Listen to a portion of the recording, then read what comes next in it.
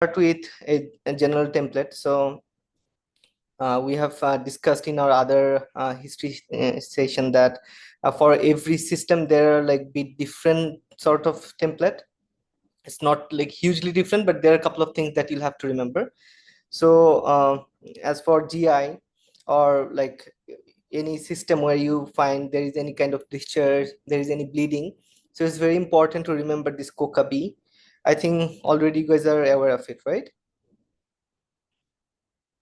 Yes. Yeah, so I would like you guys to respond a bit more because I want my session to be a bit more interactive so that I know you guys are there as well. And so that you can also, go through those topics and also get some teaching or memorization from the class. So I would appreciate if you guys are like a bit more interactive. So as we all know, like Kokabi is the one to describe any discharge. So if they're asking, they're saying in their history that they're passing frequent stools, we'll have to ask, was the color, was the order of the stool, was the consistency, what is the amount of stool. So these are very important because these will give you a lot of ideas to go forward for your stations. For example, someone's coming and saying, oh, it's a black stool, right? So you'll think, oh, it can be melina, and then they're saying it's a foul smelling one. You'll suspect probably they're having some malabsorption. And if they're saying it's loose, it gives you some idea. If they're saying it's formed, you also get some idea, right?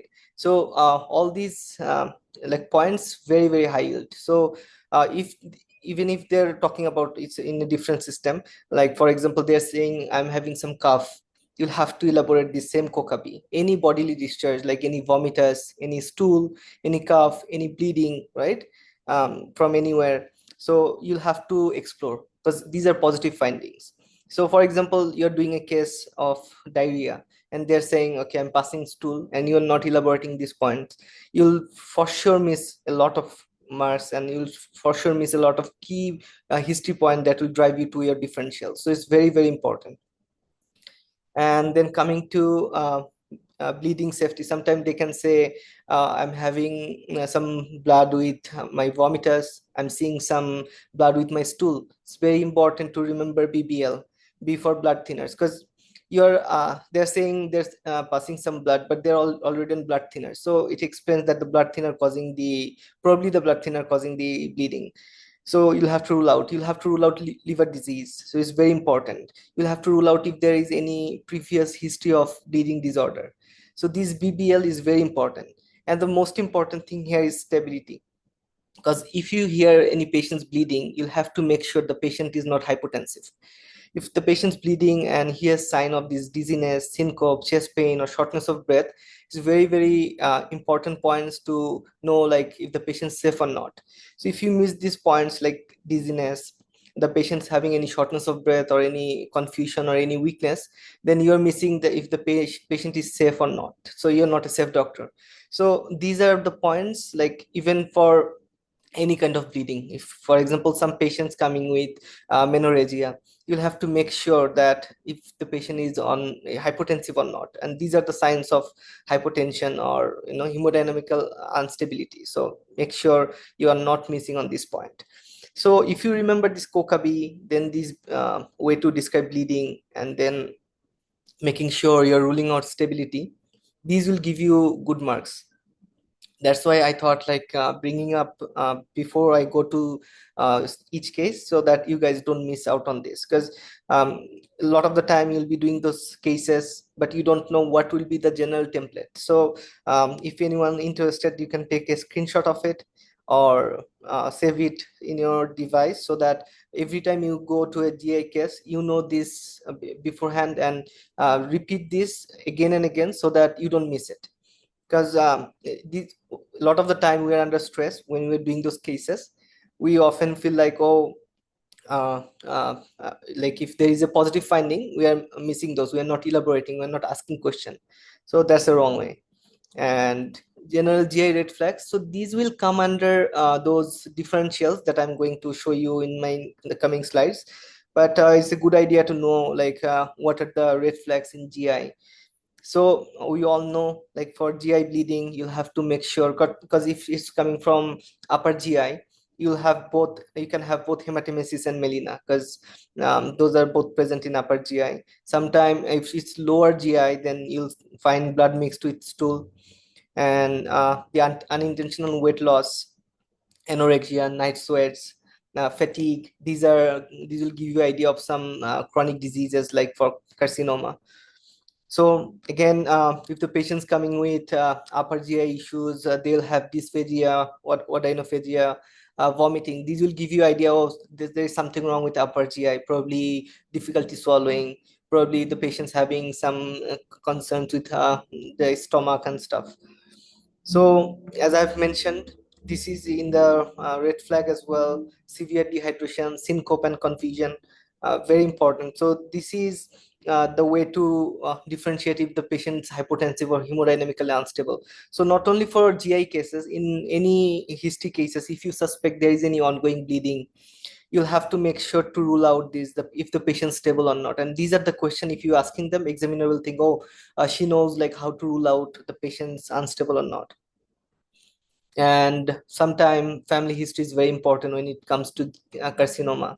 So we'll cover it with our GI general history. So but again, important to remember, because sometimes when you are at a rush and you don't have a format for your general history, for example, if you are not strictly following PAMHAC first, sometimes you might miss the family history. So it's very, very important to focus on your general history again. And fever with jaundice and ascites. So along with GI, will try to touch some hepatobiliary cases as well. So for this, so if sometimes they're having jaundice or CLD, they can have ascites. So this is important as well. So I think so far I'm clear. So this slide is a very high yield one. Try to have this whenever you're practicing your GI cases, so that you're not missing this point. And what I've noticed, like so many like people, when they're preparing, they don't elaborate these history points, like which are positive finding, and this way they lose mark. So what you should do, like remember this very well. So we'll come to the most important topic for today. I think abdominal pain alone is very, very vast, and this is a like huge topic, because abdominal pain has lots of DDs, right? So the way we do it, like if someone can participate and tell me a couple of DDs on abdominal pain, or you guys can participate. Why I want you to participate is, like, if you are telling me now, so even in your exam you'll remember a couple of differentials. So after you guys are done, I'll try to tell you like which differentials you'll remember first, because there are so many, right? So if you guys can participate, anyone? Peptic ulcer disease, biliary colic, hepatitis, Yeah, then diverticulitis, yeah, then cholecystitis, yeah, pancreatitis, diverticulitis, appendicitis, yeah, and Crohn's disease. intestinal obstruction, yeah. So testicular torsion couldn't be included. Bowel that's more obstruction. like inguinal area and like scrotum, but yeah. Acute So mesenteric ischemia. so even if you like focus on your abdomen, so can anyone tell me like how do you guys remember, because abdomen is huge, right? And we divide it in quadrants. So is there any way that you know, like, to remember it properly, and so that you don't miss any of the points? Because as I mentioned, abdominal pain is huge. I find it one of the topic, it's really difficult. So is there any other way that you guys follow? For taking history, or how to like Yeah, so to remember the pain, like in, what are the systems that can cause pain? So again, that I mentioned about the quadrants, right? So Yeah. whenever you are thinking about abdominal pain, because otherwise you'll miss some points, right? So when you are starting a case, like when you're asking where the pain is, that will give you some idea that is it upper abdominal pain or is it lower abdominal pain, right? But it's very important to remember the quadrants of the abdomen, because in that way you won't miss anything. If I'll show you the slide. So I'll come back to this later. Okay. So if you see this is a very good way to remember abdominal pain, because you see like there are tons of differentials for abdominal pain. So if you come to the right quadrant, you have gallbladder. So it can be cholecystitis, it can be gallbladder stone, right? And you can have some, I think, yeah, you can have on the right side, it can involve your liver as well. So I don't know why they didn't put it. I got it from Google. So you'll have pain on hepatitis pain on the right side as well, right? Because your liver is here. And on the epigastrium, it's more likely heartburn related to stomach. And as you have some part of your pancreas on the epigastrium, like here, so it can be from pancreatitis as well. Then if it's not very common, epigastric hernia. Then on the left side, it's mostly stomach. So the stomach pain will be here. Pancreatitis pain will be on the left side as well. And another important structure we have here, though not very common, that's more like trauma related. So when we'll do those classes, spleen, right? So if you get any trauma to your abdomen and any rupture to your spleen, that will be more on the upper left. Then on both these what they call it, I think it's hypochondrium, right? Yeah. So right and left hypochondrium region, so you'll get kidney stone, because we have our renal area here and on the left as well. So both of these cause kidney stone. Pyelonephritis is another very important one. We'll come back to everything, but I'm just giving you a generalized idea how to not miss any of the important points. Then on the middle here, you'll get inflammatory bowel disease. Sometimes it can present as appendicitis as well, because first when you have appendicitis pain, it starts around the umbilicus and then it goes to the right lower area, right, like here. So it starts here and it radiates here. So it's very important to know. So if they're saying, oh, I'm having periumbilical pain, it can be early appendicitis. And they're saying now the pain's coming to the right side, it will be appendicitis, right? And this area I give very, very importance to this, because here that you, for female, there are some gynecological structure, so it can be pelvic pain. Here this area for women, UTI is very common, right? So if they're saying I'm having lower abdominal pain, in your back of your mind you'll have to keep this, like it can be driving from some gynecological causes, especially in reproductive age females. Pelvic pain, then pelvic inflammatory disease, UTI, ovarian torsion, okay? And if they're saying here, sometimes it can be, see, they have generalized pelvic pain gynae. Here you have fibroid, so sometimes you have like torsion of the fibroid as well. Urinary infection, very, very common for female. So, and especially this part of the world, as STI is very, very common, right? Compared to like back home where we don't really see these or not properly addressed. So here you'll find cases where patients are presenting with lower abdominal pain and can be a STI case. And sometime for that you'll have to be very careful about sexual history. You need to be very careful about your menstrual history as well, gynecological history, because probably they have a fibroid and now it has having some torsion. Probably they have a ovarian cyst, it was a benign one, now they're coming with a torsion. So we'll go through those, but I think in abdominal pain, this is a tricky part. Remember these points of gynecological ones. Keep this in back of your mind to remember the sexual history. Urinary infection, very common for women. Have that in your mind as well. But always have this like quadrant-wise differentials, so that you don't miss. So there are a lot of differentials, but if I like make a top one, so if you're thinking on the right, gallstone and hepatitis here. On the like upper top, in the middle, in the epigastrium, it can be stomach, it can be pancreatitis, it can be from cardiac as well. Sometime if you're having the inferior MI, you can get the pain presentation here as well. So it's very important to remember. On the left quadrant, it can be stomach, it can be pancreas. On this side and on that side, is both hypochondrium. I think you'll have to remember the kidneys, very important. Kidney stones, pyelonephritis. If you have infection and pain around this area, back of your mind, it will be pyelonephritis. here it can be umbilical, it can be anything, like, because here we have the central small intestine and everything, so this is a tricky area. But if they're saying specifically periumbilical, then moving to the left lower, so then it will be your appendicitis. And sometimes they can say I'm having pain on this side or lower around the inguinal region, and constipation plays an important part for this, especially in older adults. Don't miss this point of constipation, very important. And the lower abdomen, always back of your mind, there will be a differential for STI. A differential will be for any ectopic pregnancy as well. Differentials can be for any gynecological condition. So when we'll do the cases on gynae, we'll focus on this as well. But abdominal pain can be tricky. It can be a gynecological presentation completely. So important to rule out any important sexual history, any history regarding their menstruation, any previous gynecological. So yeah, I'll now get back. Yeah.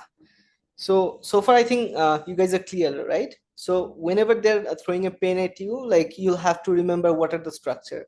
In my chest pen class, I have mentioned, like, I remember system wise. So what are the causes for your heart, right? So it can be MI, it can be aortic dissection, pericarditis, done. Then you go to what are the causes for my pulmonary system, right? So it can be pulmonary embolism. So that way you won't miss. So try to think about system or try to think about structure, as we have a lot of viscera in our abdomen. So it's very important to rule out, quadrant wise. So far I think it makes sense, right? Yes. Yeah. So again, on my previous classes, what I focused more on ruling out the emergent situation. So only then you'll be a safe doctor, when you are focusing more on your emergent or life-threatening causes first, and you're making sure you're not missing any point that can kill the patient. So in NAC OSCE as well, because you will have a lot of differentials for your cases, but the most important ones will be the life-threatening one. So again, the surgical or emergent. So the first one comes intestinal obstruction. In the hospital, you'll see tons of patient coming with intestinal obstruction, intestinal perforation. Any viscous perforation, can be stomach from peptic ulcer, can be intestinal perforation, very, very high yield. And then you will have mesenteric ischemia, very common. It can be acute condition, severe pain following some cardiovascular changes. Aortic dissection, often we like miss this point. There is an aorta, and sometimes people can have aortic aneurysm, which can rupture, and because it's a very prominent vessel there, and it's huge. So if you have a bleeding there, it's like life threatening. I don't know if anyone of you has seen in surgery during your rotations, like, it bleeds like crazy, and the surgeons go crazy, like, even during the surgery they're doing any iatrogenic perforation. So abdominal aortic aneurysm, your patient will collapse like soon, but this can be one of the cause of abdominal pain. I've mentioned the gynecological causes. Ectopic pregnancy, super important to rule out if patient presenting with lower abdominal pain and in reproductive ages, because then they can't know like what's going on. So it's very important to ask them their gynecological history, their menstrual history. You'll see that they had a irregular menstruation, and now it's driving their uh, like abdominal pain. Probably they had a rupture ectopic, and it's a life-threatening condition as well. If you can't figure it out, your patient's going to die for sure. By the time you go to like investigation and all, your patient will collapse. Ovarian torsion, sometime, because a lot of the time women, they have cyst, and it can twist, and they can present with torsion. Important to rule out. And someone mentioned testicular torsion, but that will be more like referred pain. The pain will start from like inguinal area, and it will be severe there. So it's not very important, and is again important for sometime you can ask then any pain in your inguinal area. But if you see your history or the PQRST driving you towards any upper abdominal pain, and you have a obvious cause, like probably it's coming from hepatitis or some gallstone or some stomach area, it's very irrelevant to ask, do you have any pain in your scrotum or in the inguinal area? And as I've mentioned, hepatobiliary plays important part. I've shown on the right upper quadrant is the gallbladder, is the liver. So these are the causes. And what I've missed on the right lower quadrant, so sorry, left lower quadrant, it can be diverticulitis as well. So it's important to remember if they're saying I'm having pain on the left lower quadrant, always keep in your mind it can be diverticulitis. And inflammatory bowel disease can be any part of your, because we have two, ulcerative colitis and Crohn's, so it can involve any part. So that's important as well.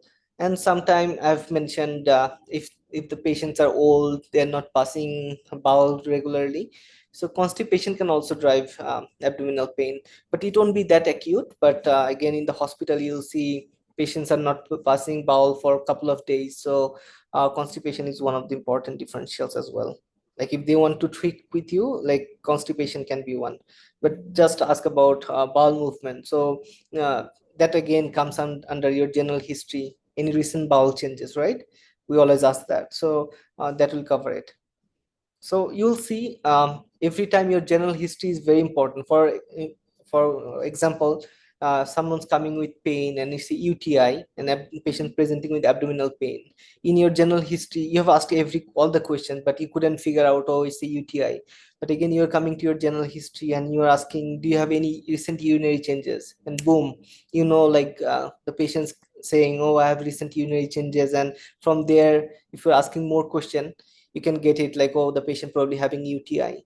So your general history will give you clue, and it is structured in a way that it gives you a lot of information. That's why it's very important to stick to a same format, PEM, HUGS, and FOSS. So just be with that, practice. And in today's class, someone asking in the previous class like how to like ask those questions, so we'll practice that one as well. And genitourinary, I've mentioned UTI. Sometimes you might forget, the abdominal pain from UTI, because when someone asking about abdominal pain, we mostly focus on the abdominal structure.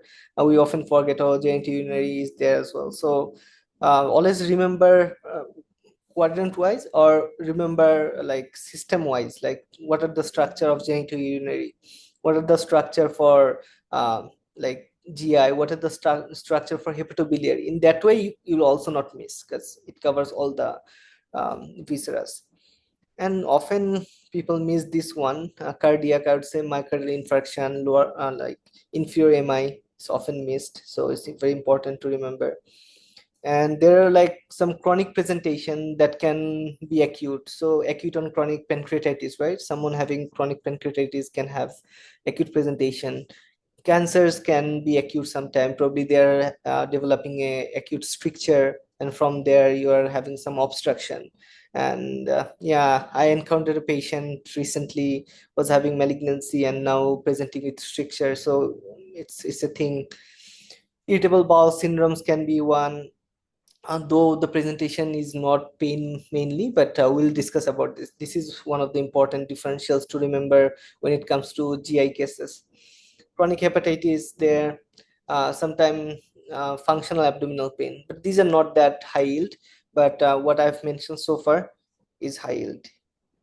Okay, and abdominal pain can be chronic, right? So IBD, celiac disease, those like inflammatory disease that's a like long-standing or lifelong persisting, right? So remember the inflammatory disease. Sometimes some hepatobiliary causes like pancreatitis or pancreatic causes. Sometimes it can be gynecological ones, and the carcinoma and ischemia. So I'll come to this. So if anyone wants to practice a case. I would like. I want to. Okay, so I'll start with Kiran, and the next one will be Ilora. So I think how many we have today? So it's not a huge team today. So what we can do, we can come to everyone and start practicing it. So for that, I'll give you 1 minute 30 seconds to like I'll give you the case. I haven't written it here, it's in my mind, so I'll give it to you. I'll just opening the clock. I'll give you 1 minute 30 seconds, and after that I'll give you 4 minutes. I think Altia is new today here. So what we do in our classes, like in the exam, they might throw 8 minutes at you to practice the, like, to complete the station, but sometimes there are cases where you do history and examination. So we try to do the cases in 4 minutes, so that if you have 8 minutes, you'll be good to go. You'll do really well in those. But if you are having stations where you'll do history, and after that you'll do the case like a counseling or examination, so that you can finish within time. So in our class, we'll try to do 4 minutes.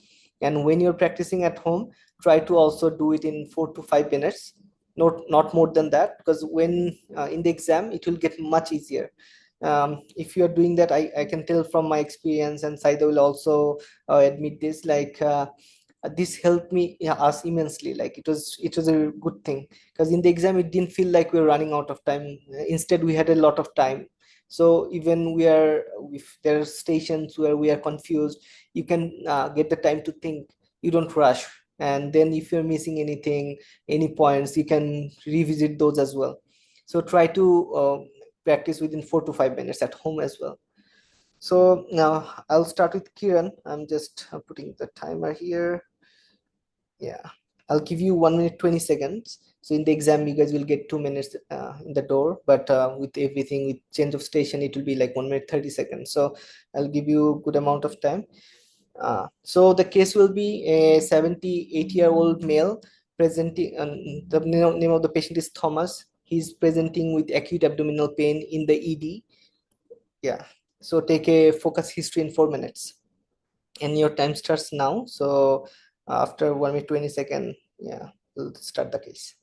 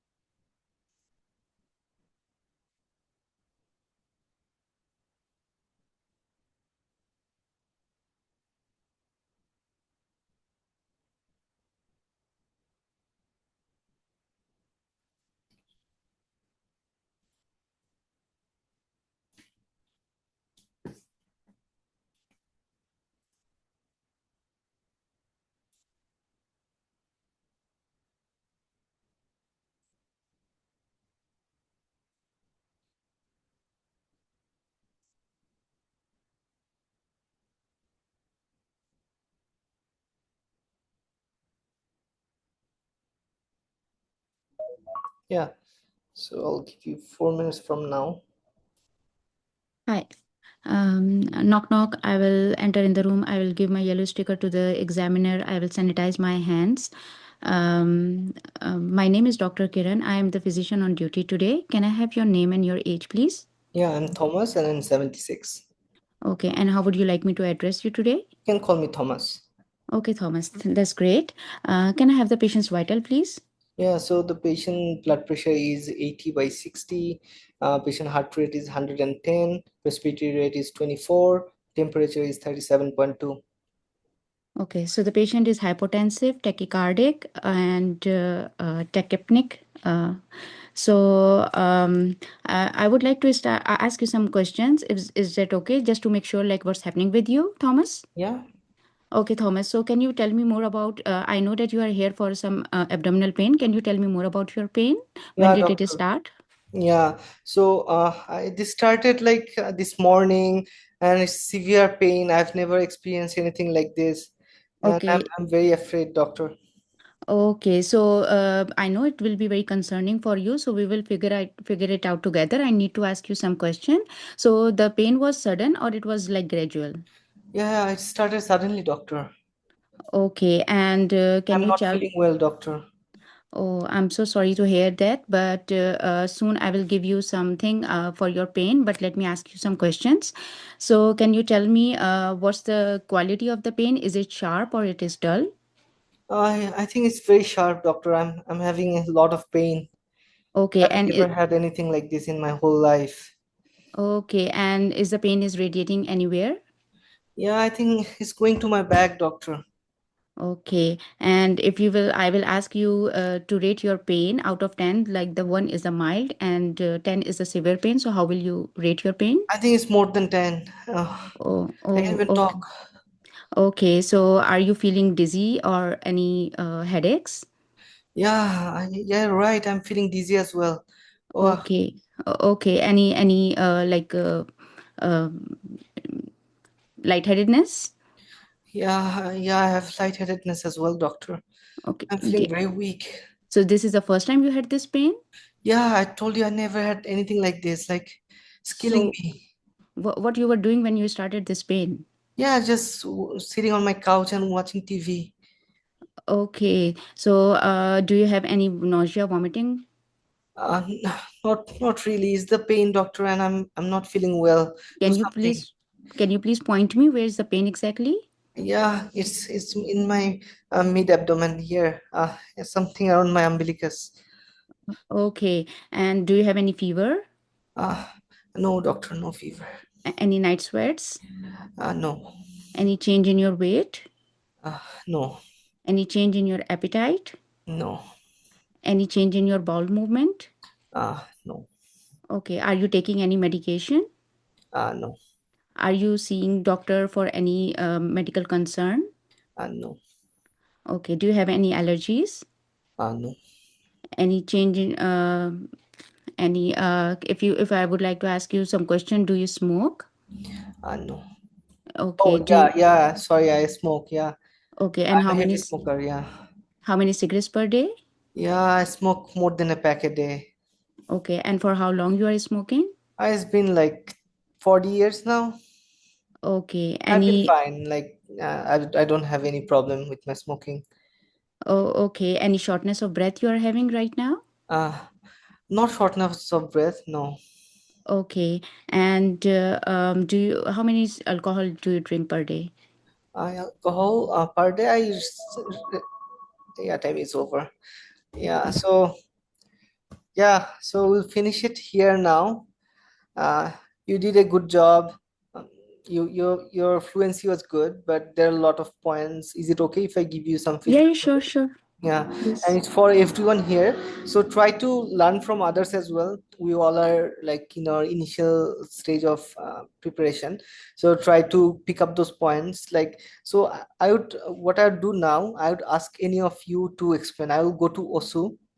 Can you tell like what are the points she missed here? It's not for again, Kiran, it's not for like criticizing or No, anything. no, no, it's It's okay. It's just okay. so I that, know. I understand. yeah, so that I Osu would like I also would like to knows know. like what are the things she would do because she didn't do the case, right? So are you here? Oh, yes. Hello, I'm Yeah, here. hi. Yeah. So can you tell Um, how could you do differently? Like what are the things should have, I'll give you a generalized feedback after this, but I want you guys to participate so that you also know. So can you tell me like what are the things should have been done differently in this case? so I think she did a very good job. She first started off getting the vitals, and then she went through the OPQRST. She asked about the onset and radiation, everything like that. Maybe with the pain, something she could have said, maybe the way she could have phrased it was like, please bear with me for a few more moments. Is it okay if I ask you a few more questions before I give you something to relieve the pain? Yeah. And in the beginning, you And what do you mentioned think like she missed? Like what are the key points from PQRST she missed? the maybe I think she asked about the quality. Yeah. Yeah. Yeah, she asked about as the sharp location, order. Yeah. and then So Like do you remember ele- any other points there after PQRST? Anyone can participate so that we all know. elevating and aggravating factors. That's right. Yeah, it's yeah, very yeah. important in Any pain. has anything better or worse? Yeah, it's very high. Yeah. So all of you, whenever they're throwing a pain at you, never miss like what's making it worse, what helps with the pain, right? It's very important. And again, I'll tell you guys, like try to have a fixed structure. So what she missed here was like asking where the pain is first.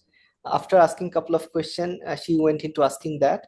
So the first thing first is it will be like, where is the pain now? Okay. So it's very important. Like the P, like where's the position? Can you show me? So it will narrow down your differentials. So And also, you asked that question, Kiran, but it was like bit late. Yeah, also you can say. I was thinking, you mentioned that you had never experienced something like that before, Yeah. and she repeated that point. You've never had this before, so that could be something. Yeah. So do you know what's the problem if you repeat question in your OSCE? Anyone knows? No. Yeah, it's a negative point that we are not hearing. Yeah, exactly. So it's very important because they want you to be empathetic, they want you to listen to your patient. So in Canadian standard is very, very important. So they don't want you to just focus on your agenda. I know it's your exam. I did the same during my preparation, but you need to listen to your patient. Very important. Have a fixed structure whenever they're throwing a pain at you. All of you, like present here today, don't miss the PQRST AAA, aggravating, elevating, and other thing is like associated symptoms, right? You did great asking, ruling out those like hemodynamically stable or not, like weakness, any dizziness. Very, very good. But the thing is, stick to the structure so that you are not doing back and forth. If the examiner is marking you and they have a checklist, if you're doing back and forth, sometimes they might not go up and mark you there, right? So it's important to have this. And another thing I noted, like when you entered, you're just saying, I'm going to ask you a couple of questions. No need to do that. You're saying, I'm the doctor. You are allowed to ask those questions. I thought like that took your 15-20 seconds. In OSCE, this counts, like even if it's 20 seconds. With 20 seconds, you can ask more important question. Show the empathy once or twice. That's good. You showed that. But don't tell like, now I'm going to ask you a lot of questions. I know why it happens, because when we're thinking of other points, these are the fillers we use. Yeah, Well, exactly. we're thinking, right? Yes, yes. Happened to me, so been there. So it's fine, but try to cut this down, everyone. And more importantly, try to practice these cases. Okay. Sure. So one thing is like, don't need to signpost. You'll find a lot of resources, they focus on a lot of signpost. But coming from the examiners, like who took the exam, from their experience, they're like, these are not high yield. Okay. But sorry, when I was reading the slides you shared yesterday, Yeah, so they mentioned in the slides that when you are going through the red flags or when you are going I through know. some Yeah, I history, know. you Yes, have you were to, talking about the yeah, neck attack, right, yeah, doctor? exactly, Yeah, exactly. that's what I'm saying. Like, that's why we will focus on those, like, which will kill your time. No need to do signpost, because they know Okay, like okay, you're ruling out. Because the examiner will be sitting there. If you're asking about dizziness and all, they know you're trying hmm, to rule out, like hypertension and hemodynamical instability. So they okay, know. So okay. yeah, and these are the standardized patient participants as well. So Hmm. they also know like what are your exact questions are. Yeah, also So we don't need to signpost, right? no, I think it kills a lot of time. No need Okay, to do that. Yeah. perfect. Hi. One time we could signpost is maybe before a sexual history, because those are Yeah. sensitive So questions. if these are sensitive again, then you can ask. But in Canada, like if they are not accompanied by anyone, if it's not a teenager, it's very, very normal to ask about the sexual history. Like people are not. This is not a taboo here, right? So the thing is, if it's a like a grown adult and in their reproductive age, you can just ask like, I would like to ask, know about your sexual history. So they'll say yes, like. And before taking the sexual history, do we need to mention about the confidentiality, like it will be No, confidential? I think for because the patient's coming to you, whatever you are discussing, even the health record is confidential. You cannot share anything. It's not like you'll be able to share their health information with anyone. I know you all took the QE1, or whoever took the QE1. Confidentiality is a big part, right? And it's a huge part of their ethics. So you're not allowed to share any health information. And what we think, like sometime to make it easy for the patient, and to make them feel self, especially if the patient's a teenager, it's important to give them a small brief. Oh, I'm going to ask you some question about your sexual life, and yeah, so about your sexual history, is that okay? So that's fine. But when you're doing these kind of cases where you're running out of time, it's abdominal pain, you won't get time to go deep in, because if this case was a gynecological one, some female one, reproductive age, coming with pelvic pain, then you'll have to ask question on sexual history, on contraceptive history, right? And also about their menstrual history. So there are three more histories, and those have more points. I think if you have gone through the gynecological points, sorry, the menstrual history, there are like 5-6 questions. So you won't really get the time. So you'll be just very quick, because time is everything in OSCE. Even if you might know everything, but I know people just struggle with time, and that like decrease their score. So the where we did our in-person course during our preparation, they have been conducting in for years, and what they used to say is like, you focus on your time rather than anything, because if you are done with your case, if you are like finishing, your flow is good, they won't remember like what other things you did, because they don't have time to think about your particular station for long. They'll just mark you with the go, right? Yeah. Okay, thank you. So these are important things too. Yeah. So remember PQRST, remember to rule out your aggravating and elevating factors, very important. And then focus on your like structure. You started your general history that was not following the PAM-HUC-FOSS pattern. So I would emphasize again, whenever you're doing the case, remember that structure. Remember PAM-HUC-FOSS. Like you're like going back and forth. You're asking the general histories, but you're going back and forth. So that's like sometimes difficult for the examiner to follow. So you'll end up asking all the question that way, but the thing is, they'll think, oh, you're missing probably something, because they also practice in the same pattern, right? Yeah. So coming to the differential diagnosis, can anyone say what will be the top 3 differential? The first one is aortic aneurysm. Yeah. And the most, then we should rule out the aortic dissection as well. Yeah. So this will be your top differential should be ruptured aortic aneurysm first. Because Yes. aortic aneurysm won't have any pain, right? Like yeah, abdomen pain and ruptured. hypotension.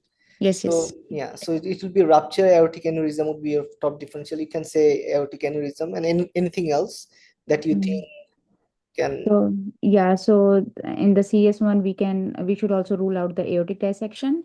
Yeah, and anything else with this severe pain? Anything you remember?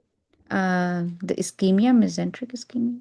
Yeah, ischemia is there, but you can see perforation. Perforation is very important, right? The patient's going restless, hemodynamically unstable, severe pain. So it goes with perforation very well, right? Sure. Yeah. So these will be your top differential. They won't ask you tons of differentials. They'll probably ask you what are your top 3 differentials. So very important again, when you're doing the PQRST, try to narrow down your differentials. If there's any severe pain and it's like it's also radiating and all, from those you'll get a clue. But you don't need to ask in this case, oh, do you have pain in your scrotum, right? Yeah. Do you have pain in your chest, like to rule out any cardiovascular? These are it gets irrelevant. So all the time, remember to do your OPQRST-AA, never miss a point, and from that you'll get a you'll be able to narrow down your differentials, and those will be like like 2 or 3 or 4 differentials that will be asking. But yeah, remember to ask those constitutional symptoms. Sometimes you did good, but what I do, OPQRST, AAA, then I write in my page constitutional, and then I write my differentials. Okay. So that way you don't miss constitutional. Like sometimes what happens, like you are not ruling out cancer or anything. It can be from a perforation from the cancer as well, right? So it's important when it comes to GI cases to rule out those constitutional symptoms. Yeah. So you're right, your differential was top notch. Your flow was also good. Don't do the signposting. Remember the pattern. So from next class, I would like you guys to follow those OPQRST and like PEM-HACFOS little more, systematic and format wise, so that you are not missing any point. So work on that. Otherwise, it was good. And abdominal pain is a huge topic. I was always afraid of this when I was like preparing, because you never know what are the differentials and you need to ask a lot of questions. But the way I told you, try to narrow down your differentials according to the presentation and the PQRST. It will be easy. And when you guys are practicing, try to throw cases to each other on each differentials. For example, you have hepatitis in your mind, you'll ask the patient coming with abdominal pain. You'll play as a part hepatic patient, give all the history, so that you will be practicing all the differentials. Okay, do that. And I hope all of you have study partner by now, right? Okay. Kiran, you were practicing with the study partner? Not yet. Trying to study by myself, but I'm Yeah. So if you don't have a study partner, are you by chance working in any clinic? Yeah, I'm as a clinical assistant Yeah. with a So family use this doctor. opportunity. I would like to focus here today, just to add a couple of words. So when you are in your clinical assistant role, think about your, doing a NAC OSCE case. It's a very common thing. They're coming with pain. Probably they'll present with more musculoskeletal pain, shoulder pain. Yeah. Do the Yes. OPQRST right away. Do this for 2 months, it will be a completely different game. So I work in a hospital, so I was working, I tried this, and I think this helps, right? So it's the same thing, but that will help you for your exam. So even if you're not practicing with someone, try to elaborate this. If they're saying, oh, I'm having some cough, coca-B, do that. Ask about even if you know the patient from before, ask them about your BBL. Okay, Okay. pull out the bleeding, do that. I think all of you are working somewhere. So study partner is very important. So there are two tricks I'll tell you. If you're working as a clinical assistant, it's good. You use that opportunity to practice your cases. If you are not, then record yourself. Do a case, uh, give those, like you play both the part. You play the patient and doctor, but I know it's pretty irritating. Record yourself within 4 or 5 minutes, but that will also help. That will give you the idea what are the point you're missing. So this exam is all about practice. So those who are not practicing, just reading, I'll say you are missing out on something, and in the exam it will impact. And if you guys don't mind, is it okay to share the like open the camera when you are presenting the case? Because that's important, because in the exam, what from my experience, if you're just shutting your camera, it's very easy to talk, right? Even for me, if I'm like closing my camera, I'll be more comfortable. It's easy for me to talk. But when you're opening your camera, when you're in front of someone, when you know you're getting judged, it's difficult. But I want you guys to experience that difficulty now, so that when you go to that exam room, then you'll have the SP, you'll have the examiner to judge you by the time you get used to it. Does it make sense? Yes, we can. Yeah, I know. The thing is, I used to practice in front of like 10, 15 people. That was a live session. And I know it's difficult, but online it's a bit easier. I've done the online as well. But the thing is, you'll take the exam in real life. So that day you'll be more stressed. So by the time you go to the exam, it's very important to remove that uncomfortable feeling, well presenting the case. So I would appreciate that. Will help you guys. Again, it's on you. If you are not comfortable, I wouldn't force anyone, but I would suggest to come up, and it's a small group and everyone's on the same page. No one going to judge. I'm not going to judge, I know. So it's for your own betterment, so that will help you in the exam as well. And I've discussed everything from here. So quality, you all know. I'll give you guys time to have a look on here. So you asked about the radiation, always ask it. So see here, pancreatitis and abdominal aortic aneurysm goes back. The renal stone goes to your groin. Cholecystitis, we all know, goes to right shoulder. Periumbilical, then right up lower quadrant, I've discussed it. It's the appendicitis. And yeah, radiation is very important when it comes to pain. It gives you a really good idea to narrow down your differential. And the type of pain, I said very sharp pain. It's a teary pain, right? Going to my back. So it's important. And sometime if you think the differential, and your history is giving you a good clue about your differential, you can be specific when you're asking. I'll show you that when I'm discussing the associated symptoms. Yeah, so severity is important, timing is important. Severity, these are severe ischemia, you're right. See, so if patients are telling you it's a severe pain, these are the top differentials. But otherwise, if you feel from your history other ones are relevant, you'll have to ask those as well. Timing is important. Yeah, and these are these red ones, elevating factors, important, because sometimes it could have been pancreatitis, because I said it goes to the back, right? So to differentiate with pancreatitis, this is option. Does it get better when you're leaning forward? Worse with movement is peritonitis from perforation. Relieved with bowel movement, sometimes it's IBS. Postprandial pain, mesenteric ischemia. So this is very important. Remember this, guys. Postprandial pain, and it can be chronic mesenteric ischemia. So it's very, very important.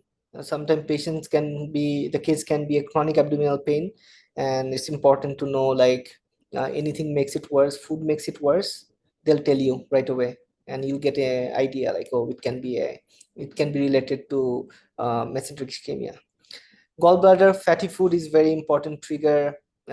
We all know, right? This is very common. And gallbladder is cholecystitis is also a very common case. And worse after eating, worse lying flat, worse with movement, peritonitis. So remember these points. And abdominal pain, I would say it's I'm taking a lot of time explaining it because I know it's super important. So again, associated symptoms here. This is also very important. Sorry. Yeah, so intestinal obstruction, we all know there are 4 questions: abdominal distension, nausea, vomiting, like constipation, so, and abdominal pain. Those are 4 classic features of intestinal obstruction. Appendicitis, nausea, vomiting is there. I've mentioned where does it start and go. Renal colic. Sometimes what happens if the patient's coming with abdominal pain, I mentioned before. So we've missed these renal causes. Important to know these questions. Difficulty urinating, previous stone, or blood in urine. And another one is pyelonephritis. Again, high fever. If they're saying I'm having high fever and coming with abdominal pain, so the DD will go towards renal, UTI, pyelonephritis. It can be other one as well, related to like peritonitis and all, but or cholangitis, but that will force you to think more towards infection symptoms. Perforated PED is important. You have sudden severe pain, heartburn and stuff. So perforated PED, this can be a case, like all of this differential can be a case in your exam. So very important. Remember everything very well. I'll focus on the points, those are important. For example, NSAID use. I'd like to do one case if I had time, but I would tell you guys to ask this question. I don't know, did you ask about, do you use any over-the-counter medication? This is a very high question, because if you are asking that, probably you're asking all the questions, but you're not asking it. But the patient was taking Advil and it's over the counter, so that caused her perforated PUD. Okay, so remember this. But otherwise, you don't need to ask, oh, do you use steroid or this? No. Are you on any medication? Are you on any over-the-counter medication? Again, see your general history giving, you know, you all the necessary information. Pancreatitis, going to the back. So what you asked, Kiran, can you remember the question about your alcohol? Can you Yeah. ask me that question again? How many alcohols per week? Yeah, so it will be how much alcohol you drink per week. Okay, so like how many, you can say how many drinks you are taking per week, or how many drinks you're drinking per week, but it should be like how much alcohol you drink per week. Okay, it's for Okay. everyone as well. Yesterday, like the other session, Ilora was asking how to ask this question. So whenever I get an opportunity, I'll give you the exact wordings. How much alcohol you drink a week? Okay, do you smoke? Okay, yes. How many cigarettes a day? How many sticks a day? One pack. For how many years? 40 years. Done. Okay. No more. You don't need to say, okay, okay, we'll come back to it. We can arrange another appointment next class, or sorry, okay, next time, so that we can discuss about it. No need to, do that, because you're focusing more on abdominal pain. Okay. And that won't cost you any mark. So these are two, and whenever I'll get an opportunity, I'll try to revisit those. Gastroenteritis, not that important, but again, it can be a cause of abdominal pain. But the thing is, then you'll have to, if they're saying I'm having abdominal pain, and you asked like, was there any recent changes in your bowel? So if they're saying I'm having diarrhea, then dig down. Whenever you get a positive find, no matter you're getting it in general or your PQRST or your associated symptoms, dig down, dive in. Okay, hepatitis we discussed, vascular, see, tearing pain, so pulsatile abdominal mass. So this is one for abdominal aortic aneurysm. They'll say I'm having a pulsatile abdominal mass. Sometimes that can cause pain, but the patient won't be hypotensive. Mesenteric ischemia, I mentioned before, pain after meal. Cardiac, don't miss it. Like if sometimes you ask, do you have any shortness of breath? Very good question. But if the patient's saying I'm having pain and showing on the epigastrium, cardiac is one of the very important to rule out. Red flags you'll cover within your associated symptoms. Past medical history, you all know. I'll focus on medication. Are you on any over-the-counter? See, NSAIDs are very, very important. And if they're having bleeding, ask, are you on any anticoagulants? And please, like, memorize this. Like, this is your everything. General history. Don't miss it. Okay? Just memorize it to your core, so that even if you are like, not in your highest cognitive state, you can ask this question in one go.